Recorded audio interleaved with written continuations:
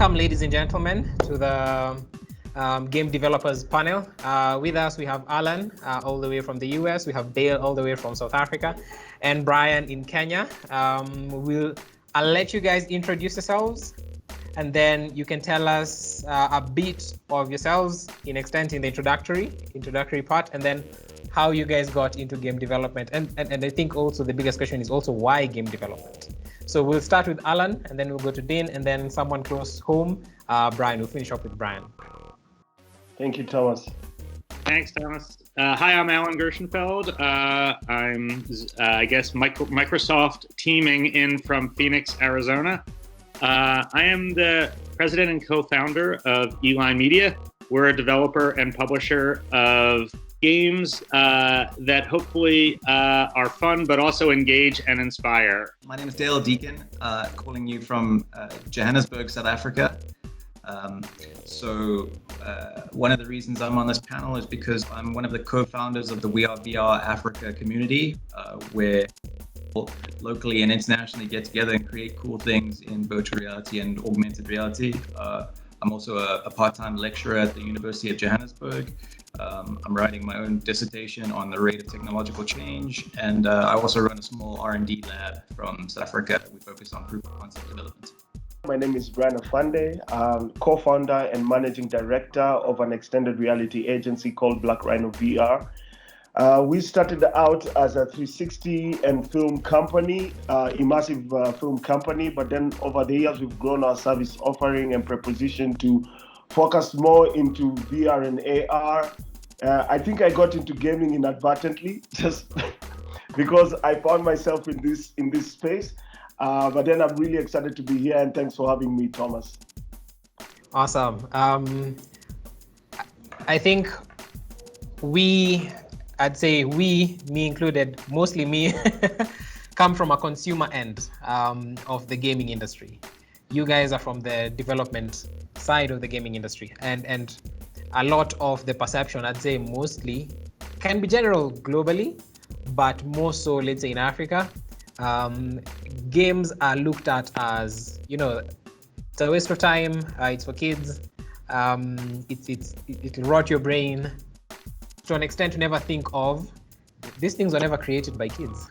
I'm not seeing a 5-year-old on this panel saying, okay, yeah, I thought of, they may have aspirations, but the guys who develop them are grown-up men and women and people in the professional field.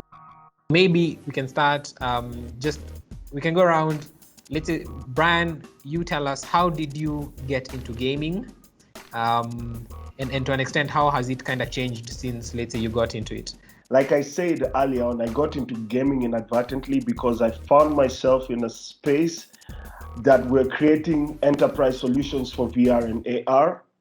I'm personally not an avid gamer, but then we develop games primarily based on some form of company and corporate branding.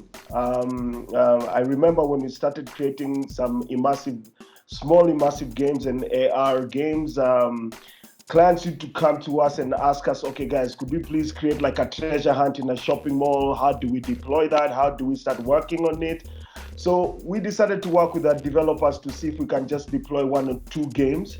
But then we realized that there's a huge opportunity to use gaming for, number one, like interactivity, as a means of, creating some sense of social sort of interaction with people. When I look at the landscape of gaming, I remember when we started playing when I was a young person and we were playing the Sega Mega Drive, and we used to go to one location. Like, we couldn't afford it in our neighborhood, so we had one dude who actually had it, and we used to flock there like 40 guys in a smaller house and play. And this is when I started gaming. Yeah. So when I look at the trajectory of where games have come to and my involvement in the gaming ecosystem, I would say that I try to look at gaming with a very strong corporate background, based on the fact that I know there are brands that can pay for us to create immersive games, and they are doing the heavy lifting for us because they already have their target audience that they want us to create the games for. So they're working on all the marketing for the games that we develop, and then they deploy it in the market, as opposed to having a studio that is creating some sense of indie gaming, and then we have to make sure that we have a marketing budget and all that stuff. So I must say that we leverage a lot of the work we do for gaming, for branding purposes and corporates. But then, of course, there are other social aspects of gaming that I really, really, believe in. But then this is not our core area of focus. I think like a lot of people, I first got sucked into gaming by being a consumer and enjoying really well-written stories. Final Fantasy series has such great, beautiful story arcs. There's such great character development. I think it might be fun in games from the outside, but I think when you really do find a really truly beautiful piece of art that is packaged in a game, that can really change the way that you see the format. So, I myself got into it. Like Brian, I used to go and join my friends down the road, and we used to go play Mortal Kombat against each other on a Sega and blow the cartridge, blow the dust out the cartridge, and so hence the Pikachu. I've always been a fan of games and what it can do, and as a medium for storytelling and as a medium of media and exploration. So, like Brian, I also came from the virtual reality and augmented reality route. I saw that as a technology with massive potential in gaming, but also outside of gaming. But most recently, just earlier this year, we launched a game on Side, which is sort of a side-loading platform for the Oculus Quest called Level Up. You can check it out. We've got a bunch of different ways of experimenting with the notion of immersion, which is sort of pivotal to virtual realities. So I go way back. I mean, I also didn't start out as a gamer, although we had an Atari 2600. I go back that far and played Pac-Man and Asteroids in the coin-op. But I wasn't really a gamer. I started in film in Hollywood, actually in the late 80s. And just assumed that I would do independent film for a career. But I got a call in 1992 from a guy named Bobby Kotick, who had just bought with two of his friends Activision for $200,000 and moved it from Silicon Valley to LA. And it was the CD-ROM was coming out. And so there was all this storage. And he and his buddies had a vision that games were going to be more than just one or two programmers doing the programming, the art, the story, that you would need Hollywood writers, storytellers, artists working with programmers. They called it Sillywood at the time, Silicon Valley meets Hollywood. And they hired me from the film industry. And I wasn't really a gamer, but my girlfriend at the time was a gamer. And I was fascinated by player-driven narrative. But I ended up joining Activision when it was a very small company, just a few dozen people as the head of creative affairs. Then I became the head of production. Then I ran their studios for many years in LA when we grew to thousands of people. So I had a chance to work on very big commercial games and watch a company grow very big and very international. And I got really interested in the power of games to not just make money and entertain, which they're very good at when done at a high level of craft, but also to understand both the positive and negative consequences of the literally billions of hours that people were leaning forward playing our games. So after 7 years of an amazing run at Activision, I left and got really involved in double bottom line businesses that can make money and make impact, and was working on that when I met a woman who co-founded a nonprofit called Games for Change. It's a New York-based nonprofit to rise the sector for games for learning, health, and social impact. I joined their board. I became chairman of their board, and I was fascinated to see all the governments, universities, nonprofits, social entrepreneurs that were trying to harness the power of games to do some sort of good, whether it's a learning or a health or a social impact good, but very little coming out the other end, because games are hard. It's a craft. It's not a commodity. And so I saw a lot of potential in terms of games to make impact, but not a lot of games coming out replacing time or money in the classroom or competing successfully, especially for youth and young adult discretionary time. So we founded Eline Media to bring the rigor of Activision to the impact game space. We've had over 2 million games created, even by 5-year-olds, which is interesting that you started by saying 5-year-olds don't make games. In today's world, they can make games. And we're used in a lot of schools. With a company called Teacher Gaming, we did a product called Minecraft EDU, that was an educational extension of Minecraft that was very successful in school? In terms of, given the interests and the backstories from when you came into it, how can I use my talent in building a game as a game developer to build a career or build a business out of it? Probably the biggest difference is that the tools for making games are so much more accessible. And since you can digitally distribute games, that is now not a massive barrier. When I started, you needed your own proprietary technology, and you needed mostly to get your games into stores, which was a huge barrier to entry, which is why, you know, there weren't that many game developers and publishers, and it was still a growing industry. Now with Unity and Unreal and other engines that are coming, and all of the digital distribution platforms across all the platforms, the barriers to entry are much, much lower. So when we interview people, they've already been making games, often since middle school and high school and college. Many of these platforms are free. You know, many start with Scratch, which is a free tool from MIT to learn to program and make simple games. And they follow pathways all the way up to using professional tools that have free versions. So it's very rare that we don't find somebody who already has a portfolio and competency in a number of tools. And then people kind of decide, do they want to go down an art pathway, a programming pathway, an animation pathway, a producing pathway. Often they'll meet up with friends. And so the benefit of that is that the barriers for entry are much lower. The challenge is there's now millions of people making games. And so it's very hard to have your game rise above the noise. I think that's a lot really focused in the developed market.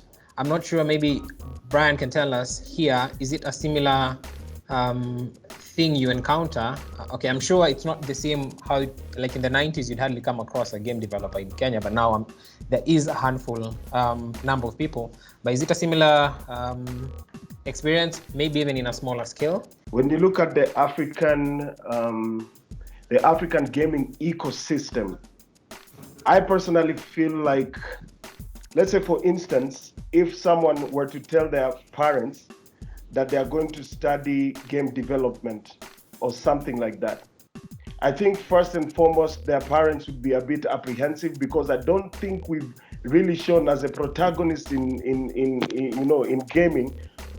I don't think we've really shown the financial viability of what gaming can, on how gaming can transform a community.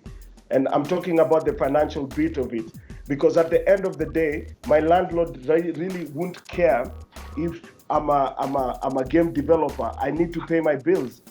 So I think gaming in more so in Kenya, I'm speaking about Kenya. I think gaming in Kenya, number one, really needs to be demystified as to what game development is. You know, a lot of people don't know that gaming requires, it's a very collaborative process. And this is why you include, you know, you have graphic artists, musicians, you know, across the value chain of gaming, there are people who actually come together to ensure that the end product, the consumer-facing product, was such a collaborative process. A lot of people just think, for me to be a gamer, I need to be the person doing the dev behind, you know. So I think as the protagonist, we need to do more. We need to do more on demystifying what the value chain of gaming is. There's a lot of work to be done in terms of building infrastructure that can support that, from schools that can teach developers and other people who feel like they want to be part of, you know, the gaming vertical. And I think when you look at also the people who are seasoned gamers, I think their mentality is, because I'm creating these games, I can be able to market it, I can be able to take it to market, I can be able to publish, and I can be able to do everything. I think we need to also sit down and see the people who are active within the gaming industry and how they can be also, how we can upskill them and give them some sort of soft skills in understanding. Also, if I have a game and I've created a demo, I can actually create a deck and see if I can get funding for the rest of, you know, my project. I can get support. I don't have to do it alone. So I still feel that there's a lot of talented gamers, especially a lot of hard dev people, a lot of really great artists, graphic artists, musicians, But I feel that we really need to demystify what the gaming industry in Africa is and what the potential is, so that by the time you go and tell your parents that I want to be an accountant or a doctor, your parent can also be in a position to actually ask you, why not try game development? You know, let us flip the script, as opposed to when, you know, if the people who have the money, who are our parents, cannot subscribe to the realities of a certain economical vertical, they don't think that our children can make money out of it. And I'm sorry, because at the end of the day, it's about a balance sheet. You know, so I think when the parents are looking at also making sure that their children are going to school to understand from 5 years old, like what Alan is saying, 5-year-old kids are making games out there. So how do we also integrate gaming into the school curriculums for them to understand it from the grassroots level? I think we really need to build it from the grassroots up. So once you have a pathway of kids making games, you can start to have festivals and connect kids around the country, and then kids connect with other kids who are into art, into music, just like Brian said, and you really start to build an ecosystem. Bill, you come from, I think here it's kind of like a representation of 3 different markets. From your perspective, tell us a little bit of the opportunities you see, especially, so I don't know how many markets maybe you are familiar with, but let's say in South Africa, what are the opportunities for a game developer?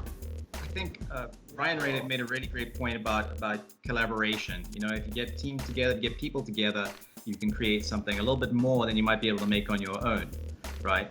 But I think, and to that point, you know, Alan mentioned that accessibility is becoming easier and easier. So we've got more people who are getting into game development and more products being created. You know, it leads to more competition, but that also leads to more and more frequent breakout, you know, hit games. So, you know, I think when it comes to an African context and a South African context, we're still in that phase, like you sort of alluded to. We're in that phase where we have a gaming industry, and we're trying to build it up, and we're trying to have breakout games. You know, Gone, the VR game, is one of the best-selling virtual reality games in the world right now, and that was made by a team down in Cape Town. But on the other hand, you know, so that's one example of a really big win. But on the other hand, you know, there are lots of students and lots of indie developers who are trying to break into the industry and doing their best. And I think really, you know, as Alan suggested, community and banding together and finding and experimenting with other people is so important in a space in which there aren't a lot of employers who are ready to employ game developers. So, you know, in my personal experience, I found that rather than trying to find large companies to get employment from, often independent developers are able to use the Unity skills to apply to, you know, corporate contracts and small-scale development jobs. And I think these days, user interface and user experience is applicable to just about every corporate initiative. So, you know, I think it's in the context, it's about building up as much activity and as much small projects as possible in order to grow the base. And then, you know, and hopefully we'll have more and more big wins and, you know, more creative entries into the market, and that way build up the industry. But that said, you know, there are opportunities available to just about anyone who gives it a try. You know, every now and then, if you can differentiate your product and you differentiate your offering, and it's has a high level of skill attached to it, there are the rewards out there, especially in an international, globalized digital marketplace. I'd like to touch a bit on the collaboration part. And given your market is in South Africa and the US, you have the biggest. Let's say you just mentioned the game that went globally. And Alan, you come from an Activision perspective, especially when it was starting off. For the market, let's say an example, I'm a game developer. I'm thinking I want my game to be the next Call of Duty or the next Assassin's Creed or League of Legends, whichever it is. In terms of collaboration, Is it a question of the egg coming before the chicken or the chicken before the egg, where it's, do we work together and then look for the money, or we get the money, then we work together, or I need to put food on the table? Yeah, I guess a couple different answers. Companies like Activision and Ubisoft, they tend to focus on just a handful of multi-billion-dollar franchises, and they put a lot of resources behind them. They often don't cultivate the smaller, newer titles. A few companies do, but most do not. They pick a sector and they want to own a sector, and they'll spend hundreds of millions of dollars on development. Call of Duty has 3 studios, hundreds of millions of dollars, and because it's a multi-billion-dollar franchise. For folks who want to get, I guess just on that thread, for folks who want to get jobs at companies like that, because increasingly those companies are doing work with developers all over the world that are working on little pieces of Call of Duty or Assassin's Creed. It might be an art piece, it might be a testing piece. I mean, they do have teams all over the world.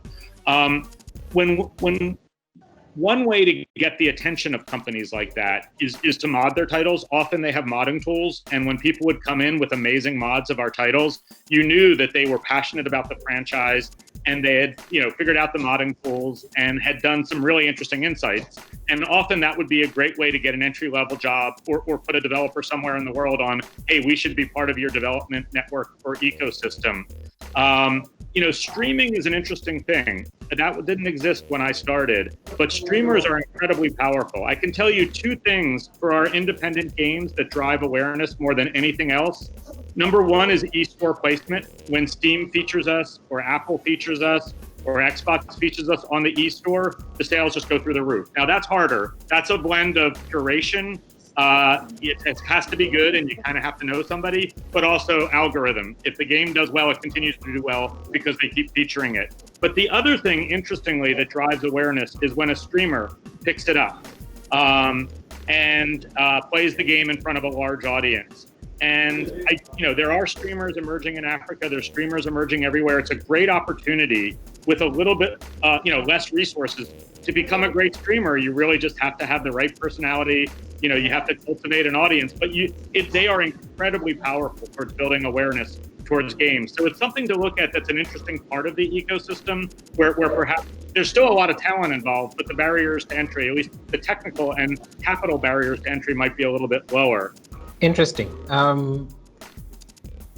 Brian, maybe you can give your perspective on this in terms of you're building a company in this direction, maybe more so geared towards the corporate side, but for someone who's also coming into this and wants to build their thing, and resources are not as much. I'm a big believer in collaboration. And for instance, there's a project that it's a gaming project, and I believe that Thomas, you knew about it. It's a project that Goethe Institute that actually funded gamers to come together. It was an immersive game that was supported by Goethe Institute. And the only reason why we ended up working on the project was primarily because of the infrastructure we have that supported the game developers throughout that process. Like Alan suggests, there's all these grants out there that are being offered, especially if you're working with AAA engines. People understand you can collaborate across, with the internet right now. Globally, we can collaborate. Workflows are more or less the same. It just depends on, do I have the necessary talent or skills to also match what is being done in the West in terms of, high fidelity outputs. As much as we say there's a lot of talent also here in Kenya, there is talent, but we also need to focus in how do we nurture that talent? And, let's say, for instance, the government does not have incentives to support gamers here in Kenya. They don't exist. So how do we start building an industry when the government machinery doesn't even support it? We're working against the grain. That's why you have people working in the development industries, and cultural industries, seeing the value of gaming from such an early age, and trying to also talk to people who are handling the Kenya Institute of Curriculum Development. How do we start integrating it and getting the kids inculcated to the fact that gaming has its own merits in the society as opposed to being social. The story for government, that can be even a separate panel. We have sat down with people in government, and that took forever. But I agree, there is the role for government in supporting, especially these creative arts that are coming up. We've seen careers being built out of this, but getting them now to approve, I think maybe if people could vote through gaming, every government would support it and just put it in the forefront of curriculums. So just one thought on that. Yeah. Because we kind of went through, it took us a long time, but we went through all that. When I started, games were vilified it was bipartisan, Democrats and Republicans. So we went through this over many, many years. And I do think there are some lessons that we learned very briefly. One is you can look at things like the Entertainment Software Association and the equivalent in the UK and Europe and Asia.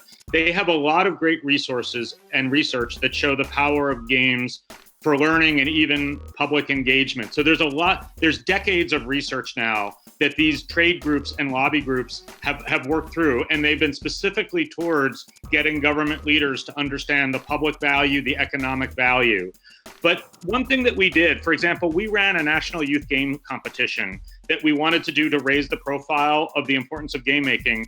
And we went to the government and said, if it was during the Obama administration, and said, if we show you the research for why game making is so powerful to cultivate these skills and dispositions, but we raise the money privately, would Obama announce the competition at the White House? And we did, and he did, and we ran it for many years. The winners got to meet the president at the White House Science Fair. And there's a lot of philanthropies in Africa and internationally that might support the funding of, say, a youth competition where there are already computer labs set up across a country or across the continent. And then the government doesn't have to put money in. They see the research, they see a credible foundation, and you can start to build the building blocks, because I promise you, the kids will make amazing games. It'll be exhilarating. The parents will see the learning value, and suddenly the government is supporting games, and it starts to get a little bit more comfortable over time. That's a pretty nice idea. That's a really nice idea, especially when there's no money being put down by government. Yeah, it's possible to bring the funding with the right philanthropic partners. Dale, you're nodding your head. There's a project there's a project that got announced today that I'm happy to be a part of. Out of Berlin, there was the AMAX Festival, Game Creation Festival, and there is the AMAX Train Jam coming up within the next few weeks. They've just announced it, and previously, what it was before the pandemic, it was a bunch of people who would get on a train from Johannesburg and go down to Cape Town and then go and sort of create a game on the train.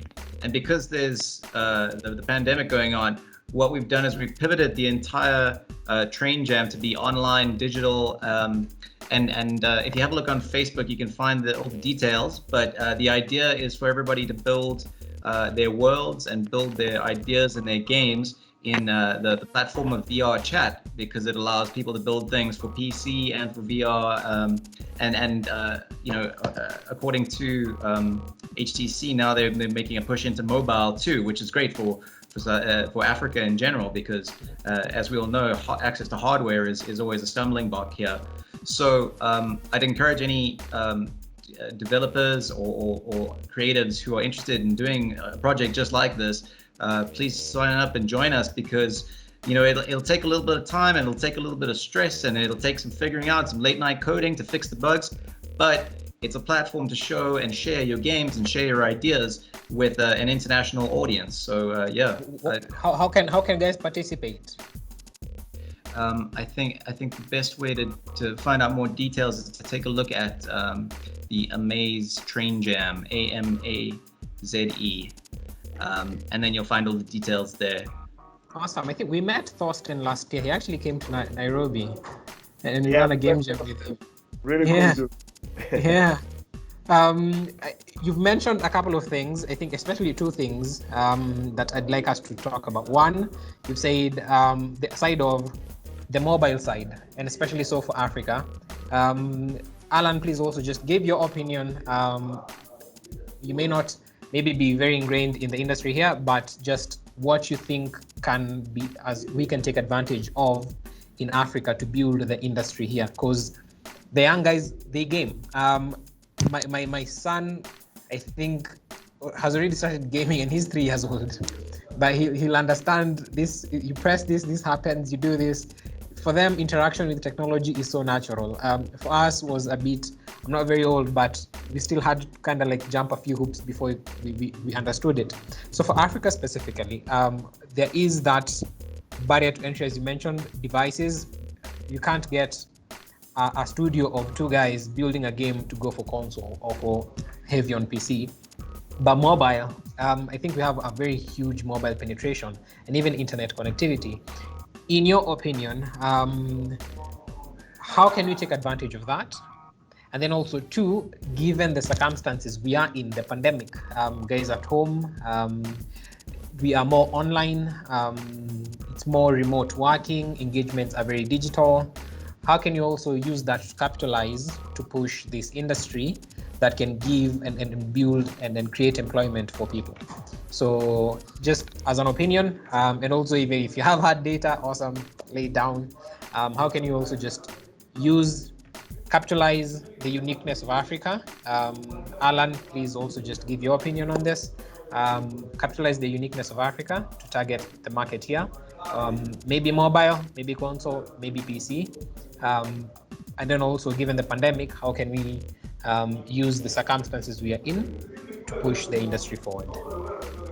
Yeah, I don't know the African market, so I don't have specific insights, but just observing America and other markets, when we talk about funding, because that's always very hard. I mean, getting infrastructure to be able to make the games, the computers, the connectivity, and the access is always hard. That's something that governments are working on, regions are working on, and it's much bigger than just games. I mean, that's just those are just critical infrastructure issues. On the mobile side, the mobile operators, who tend to have a lot of capital and have a lot of customer outreach, have actually been very philanthropic towards supporting youth using technology to make technology.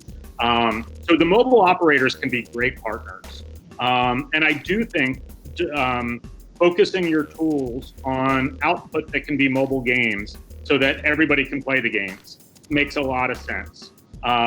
Because when the kids and the parents and the government leaders are all actually playing the games that you're making because everyone has the mobile device, that's very powerful. So I do think building a mobile development ecosystem, perhaps in partnership with the mobile operators, the telecoms, I think has great potential. The challenge with mobile from a distribution side is that there's millions of games on these app stores, at least in America, but maybe that's not true in America. So it's actually really hard to rise above the noise. It's really hard to make money. Most of the mobile ecosystem in America has become free to play, and that's a very expensive proposition. Even a company at our size, we don't have the ability to compete in the free to play mobile space right now. I mean, you can sometimes do a game that takes off and then a partner comes in and provides the capital, which would be a longer conversation in terms of how free-to-play works and how it's monetized. That said, one of the interesting trends that are happening, like with television, with companies like Netflix and the services, there's more and more services that are subscription services. So Apple Arcade has come on, Google Stadia, Microsoft has introduced their subscription service. And for us, that's great because you don't have to worry about the business model. They fund the development, they provide in some cases, some back end, and the customer just pays a couple dollars a month and gets access to everything. That's a trend that's happening, and it will continue to happen. It may happen in Africa, and also those global subscription services are looking for interesting content. So that's something to keep an eye on. Nice. That's actually interesting viewpoints, especially on the free-to-play direction. Brian, for you, I think you're perfectly placed, given you're in this space. How can other guys, let's say, see the opportunity here? This is me assuming you're profitable and you haven't put all your inheritance into it. Yeah. So please. I think this is more philosophical. I think value is demonstrated.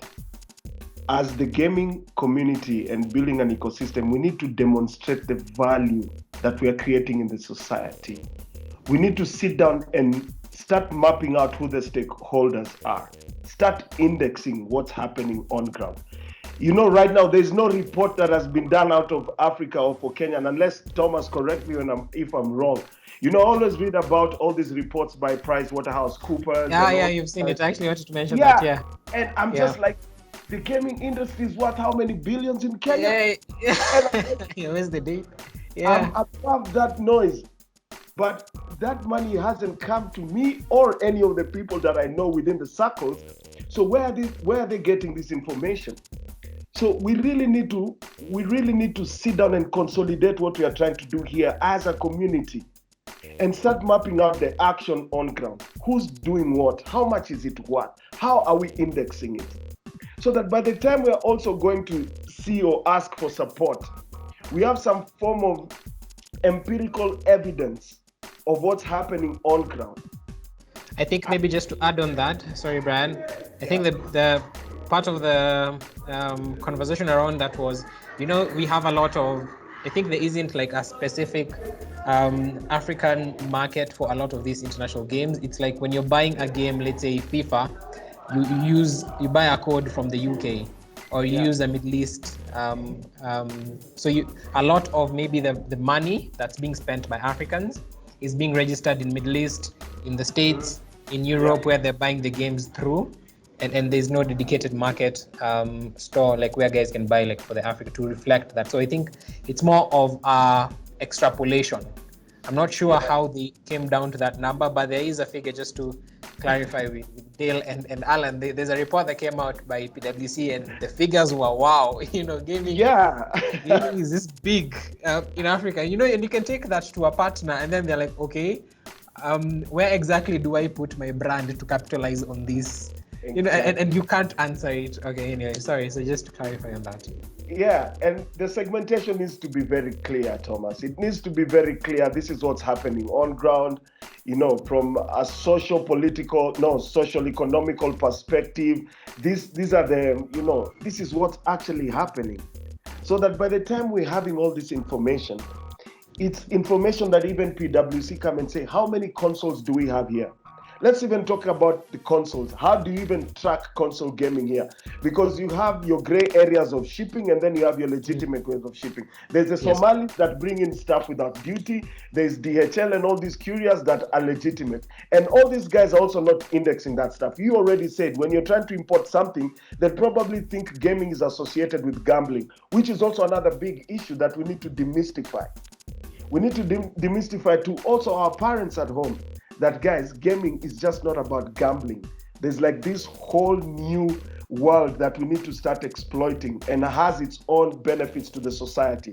So like I said, mine is more of, you know, let's try to build a community and an ecosystem based on empirical evidence, and then now use that evidence to leverage, so that by the time I go to the telcos and I tell them we've empowered 3,000 game developers and this is what we've created, the telcos actually see the viability of investing into us, because public-private partnership is a big thing, but we don't take advantage of that.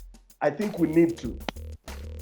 Brian, what has worked for you, or what seems to be working for you, or what opportunities do you see specifically for Black Rhino, saying, okay, I think there is a trajectory here? Doesn't have to be specifically making a game that guys can play, but using that whole aspect of gamification to build a company or even an industry out of it.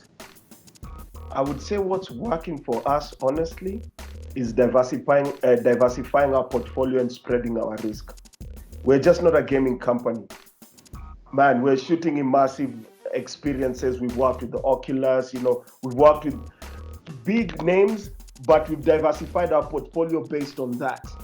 Because if I decided to put all our eggs in the same basket, man, I'm telling you as a man here, I'd have closed down Black Rhino many years ago. I'd have burnt my fingers. So I think we are fortunate enough to be in a position whereby a lot of people know the value of what we are bringing, because let me say something. I think technology is good, but technology does not build communities or ecosystems. People do. So we've made a very conscious mandate to build an ecosystem leveraging on extended reality as a technology, gaming included. So we're trying to protract our offering to different verticals so that people can actually see the power in it in those different verticals. And it's a process that we've backward engineered.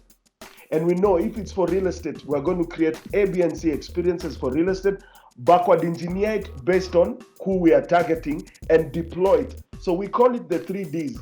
There's a demystification, there's a deploying, and then there's the democratizing, making it accessible. So this has worked for us because we've been able to diversify our portfolio. But I think going forward in future, we really need to work. We really need to take, what is the word? We really need to start working consciously about building the industry and not thinking about our own companies.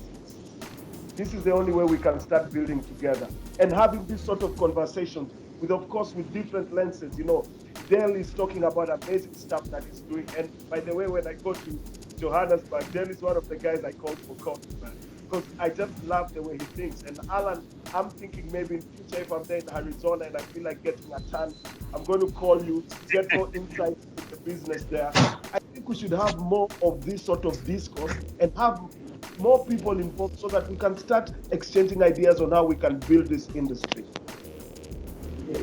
Thank you, man. Dale, just to wrap up, especially this point, for Africa, what's our trajectory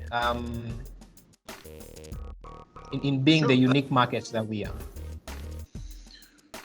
So I'm very optimistic about our future. You know, I think technology allows us to create new things out of nothing. We can create new media, we can create new experiences, we can create new businesses. So I think we need to really accept that technology is an integral part of our societies and love it for the good things that it can do. We need to be vigilant about the negative aspects of our technology. So it's a dual-edged sword, but there is a lot of good that can come from it. I think the other thing to keep in mind, you know, and that I'm personally trying to keep in mind is that media and digital multimedia, sort of the area that I focus in, is really a creative space, another space in which you can create something from nothing, creating value from hard work and lots of coffee. So I think as long as we can, I think it's important that we remain realistic about the types of businesses and creations that we can make by leveraging media and digital culture and technology. And I think if we lose sight of the value that those two things bring to our lives, we'll be worse off for it. But that said, you know, as we've all sort of touched on earlier, the bars to entry have slowly been lowering over time. Now youngsters can get involved and start creating games and have an amazing portfolio by the time they're 18. You know, these are really optimistic, great events coming our way. And I think, you know, it's a really exciting space to be in. And yeah, I'm very overwhelmingly optimistic about the future for us. So you interact a lot with students from the university. Like, what's the feel or what's the hope of our young people, especially in the gaming side? So the students that I usually work with are not necessarily focused on gaming. They might be looking at an IT career and trying to do something a little bit more creative.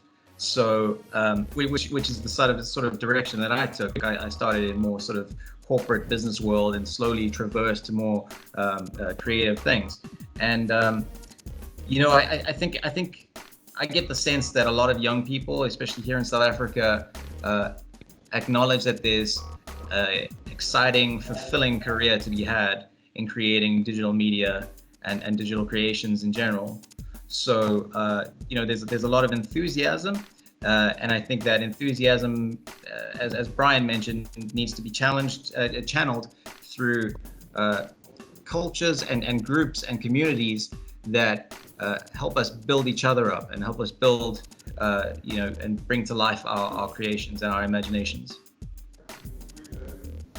Cool. Now just to wrap it up, I think even just what Alan had mentioned, the interest for especially digital TV, where they're looking at now their side of gaming, where it's a subscription based, and you can pay the Stadia that are coming up, and then you just pay for a subscription and you can play any game. It's kind of interesting that even now, if it's TV content, there's somewhat a sense of gamification, because now it's kind of like asking you, choose what you want, and then you can decide that how the story goes.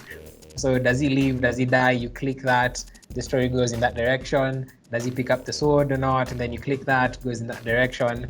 So it's kind of like just avenues for the gaming to immerse yourself or to plug yourself into even more industries, if you're coming into game development. And just on the last point is there a need for specification, where if I'm a game developer, as Alan had mentioned, a lot of the studios in the West, they'll pick a niche and they'll say we will dominate in this, or do you go the route of let me spread my wings, as Brian has said, and it's working for him. Let me get $1 here, $5 here, 20 cents here, and in the meantime, keep myself afloat. Or even maybe you have specified, you're broad, but you're very specific in a niche, maybe in the corporate side. Is there a need for game developers to create a niche for themselves? And if there is, how does someone say, I will pick this and run with it? Alan, please start. So a couple, there's different answers that may sound even a little bit conflicting. So when we, at Activision and at Eline, when we look for external developers, we look for developers that have platform and genre expertise, because it's really hard to develop platform and genre expertise. And often the most successful games to come out of developers are actually the third and fourth iteration of a specific genre, because you get better at the technology, you get better at the tools, you understand what the users like, whether it's real-time strategy or whatever the genre is, puzzle platform, mystery, short form casual. So I do think this is different than what Brian was talking in terms of running a successful business and the challenges of running a successful business. But what we have found is developers that get really good at a specific genre, and then they get better and better and better at it. And it's you'll often see it's the 20th or the 10th title that just takes off. Rocket League, they just got better and better at the physics of how those cars move and the physics engine under that. So I do think there's a lot of benefit towards getting better and better at a specific genre and platform, specifically if you want to break through in games, but you have to be passionate about it.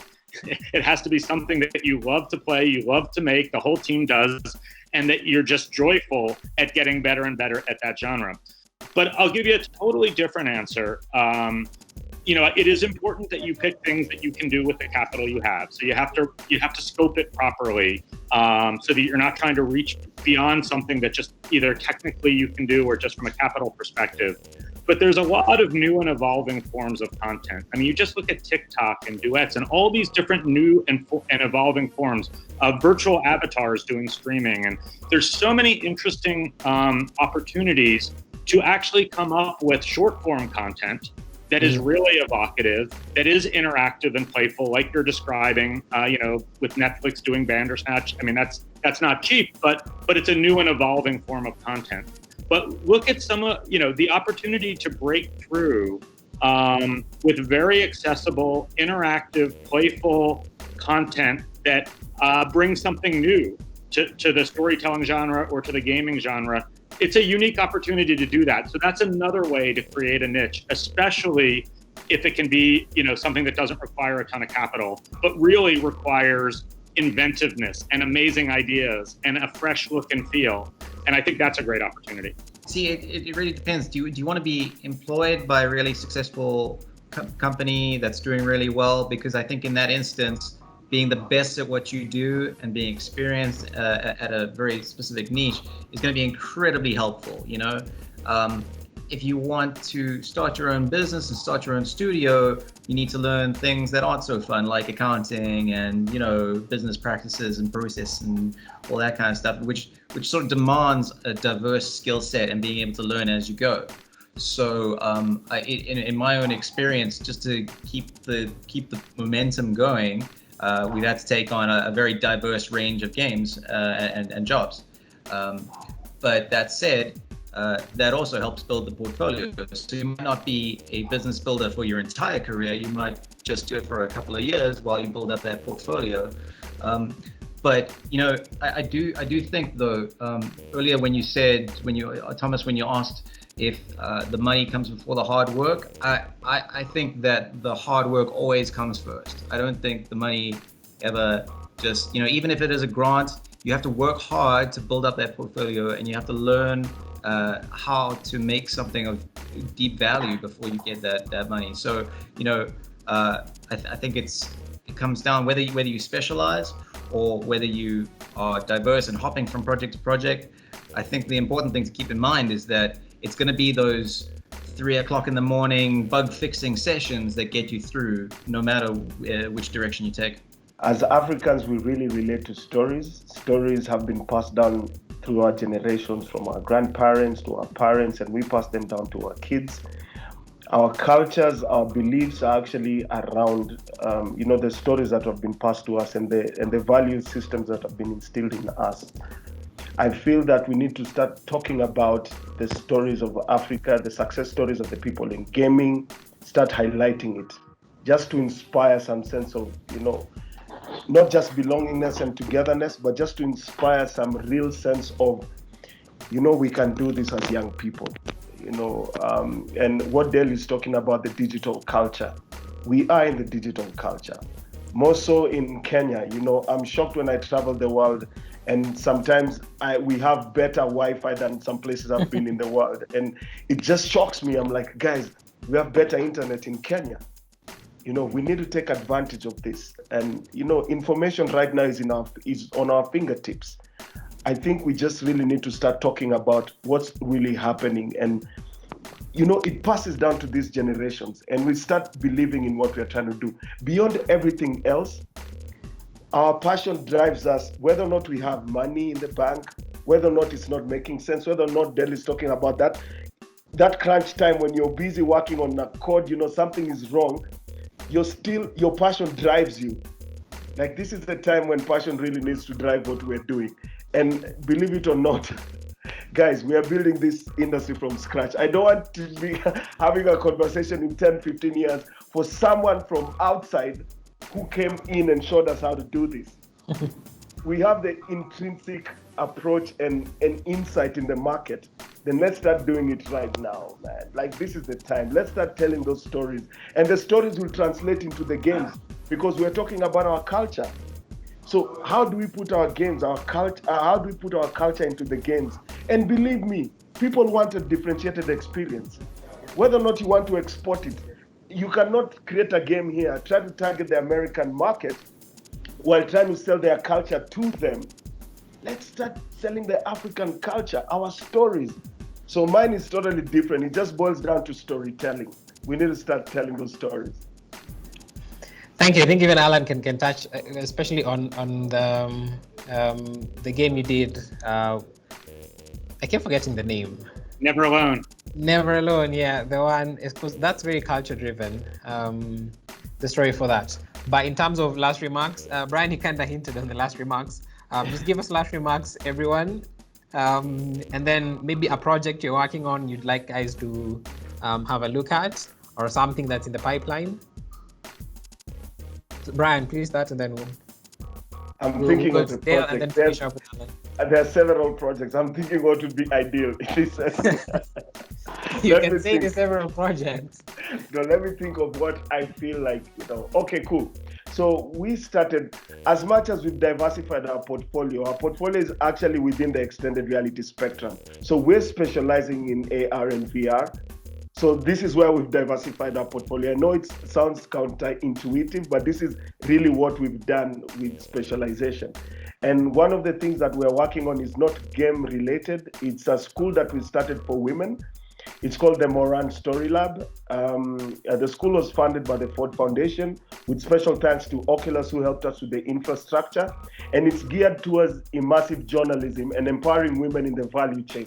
So we don't charge any school fees for it. We take 6 women per cohort, and then they go through, the cohort is 4 months, and they go through all this leveraging on immersive journalism, from production workflow to ethical standards of immersive journalism. So I just feel like if there are any women, out there, and they are thinking that they want to really be part of the, growing culture of immersive journalism, they should just give us a shout, man. Like, I'm really passionate about empowering more so women in the society, because, I feel that, not because I have a wife who's always telling me, Brian, we need to empower women, especially if you're building something like XR from scratch, you need to tell a different story. I go back to the stories. So she's always telling me that, and not because I'm a sucker for my wife, but I just feel that we need to tell a different story, because we were in the States at the Oculus Connect, last year's Oculus Connect. And it's so shocking that, we're in such a matured industry, and still majority of the people there were men. And this is in a very matured industry where I figured out that there would be some form of parity, some form of equal measure and share. So I feel like because we are building the industry from scratch, we need to change that narrative so that we build it with equal measure. Cool. Thank you, man. Dale? I think I'd rather share the local community projects than my own personal projects.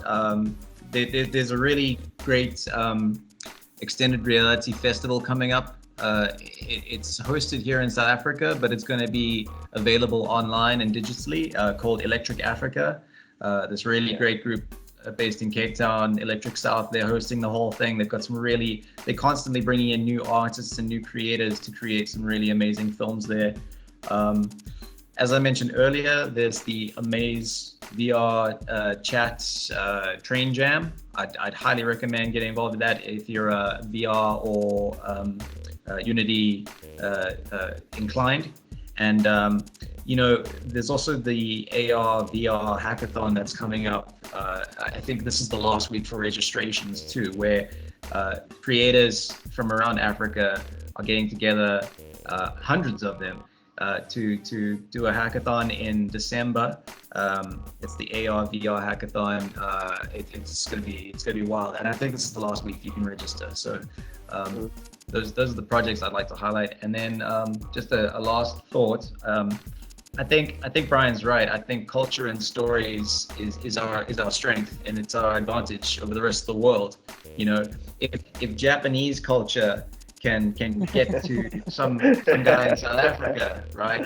And K-pop can get to another side of the world, and Oktoberfest and Halloween, these are different cultures that have influenced and permeated the entire world. I think and Africa's done so as well, but I think we need to keep going on that track and keep exporting the amazing stories and the amazing emotions, and we've got a real opportunity here, and I think that's an area that we can really excel in. Yeah, I completely agree on all fronts. And, it's interesting, the Never Alone title that we did in partnership with the Alaska Native Tribal Organization, they're now our largest investor. Our chairman is head of the Tribal Council, and it's very much part of our DNA as a company. And we are very interested in helping to bring stories from around the world to the commercial game space. So I'm always open to hearing ideas and pitches. But I'll mention something else. It was really interested, I think, to Brian's point, when we were looking at the stories that had been orally passed down for many, many, many generations, only written down recently. Why those stories? Why did one generation choose those stories? And why did they last literally sometimes for hundreds, if not thousands of years? I think that's a fascinating thing. In terms of stuff I'm really excited about also moving forward, I'm interested in looking into the future. So much of the fiction right now, from movies and games and graphic novels, is dystopian for a whole variety of reasons. The idea of imagining futures and preferred futures and letting gamers live into those futures and building the stable steps collaboratively those futures is one of the biggest opportunities over the next few decades in games. And it's very underserved right now. When you look at how we organize our world through stories, but our stories of the future are pretty terrifying. And so the idea of building genuinely entertaining, aspirational but achievable futures collaboratively, I think, is an incredible opportunity. And ideally, it would happen on an international scale. That's very true. I think every future story is just the story. Like, the world is dead, we destroyed it, or we moved, or we completed the resources. There's little hope for our race. There's so many amazing things. I just add one element. I think the blend of ancient practices and advanced technologies is a really interesting synergy as well. And it's come up in this conversation. Technology is a great accelerator for both good and bad. And if we want to nudge it towards the good, we need to create those roadmaps through the stories. And with games, you can do it in an interactive way. Yeah.